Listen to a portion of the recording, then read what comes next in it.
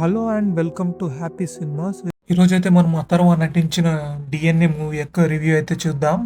అథర్వ వచ్చేసి మందుకు బానిస రిహాబిటేషన్కి వెళ్ళి బాగా బయటకు వచ్చిన వ్యక్తి.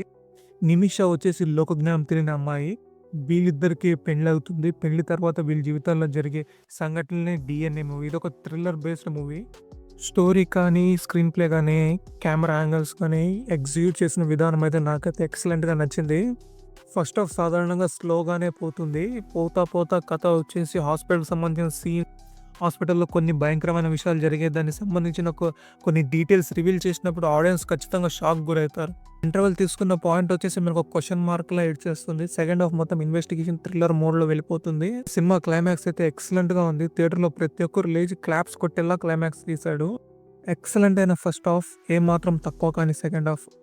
ఫస్ట్ హాఫ్ సెకండ్ హాఫ్ రెండు బ్యాలెన్స్ మాత్రం ఎగ్జాక్ట్గా సూపర్గా చేశాడు.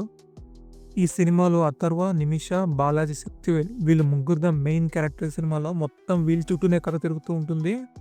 వీళ్ళ ముగ్గురి పర్ఫార్మెన్స్ అయితే చాలా ఎక్సలెంట్గా ఉంది. వీళ్ళ ముగ్గురు మూల క్యారెక్టర్స్ మాత్రమే కనబడేస్తారు, వేరే ఏం కనబడదు మనకి. ఈ మూవీ చూసిన తర్వాత ప్రతి ఒక్కరు అథర్వకి ఒక మంచి హిట్ అయితే పడిందంటారు.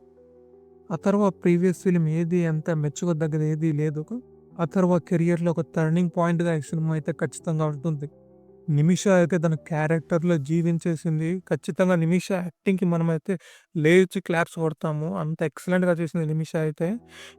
గిబ్రాన్ మ్యూజిక్ అయితే ఈ సినిమాకి ప్రాణంలో పనిచేసింది. ఎందుకంటే కొన్ని కొన్ని ఎమోషన్స్ సీన్స్కి ఆ ఒక బ్యాక్గ్రౌండ్ మ్యూజిక్ ఆ సీన్స్ని అలా ఎలివేట్ చేసిందంటే సూపర్ అంటే సూపర్. కొన్ని కొన్ని థ్రిల్స్, కొన్ని ట్విస్ట్ రివీల్ అయ్యే సందర్భంలో ఆ ఒక మ్యూజిక్ అయితే మమ్మల్ని గూస్ బంప్ తెప్పించేలా మార్చేశాడు.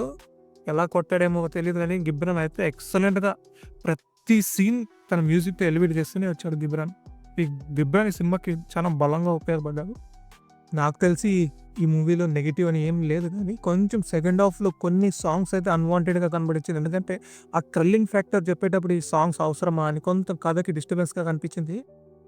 సినిమా ఫ్లో కాస్త డిస్టర్బెన్స్ అయింది. కాబట్టి ఆ సాంగ్స్ సెకండ్ హాఫ్లో ఒక సాంగ్ తీసేస్తుంటే ఇంకా ఎక్సలెంట్గా ఉండేది. 2 hours ఎక్సలెంట్ గ్రిప్పిన్ థ్రిల్లర్ చూసేవాళ్ళం మనము. ఇప్పుడైతే ఇక్కడ ఓకే, అడల్ట్ కంటెంట్ ఏమీ లేదు.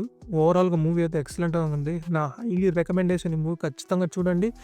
ఇంక్లూడింగ్ సోషల్ మెసేజ్ కూడా ఈ సినిమాలో అండర్లైనింగ్గా ఉంది.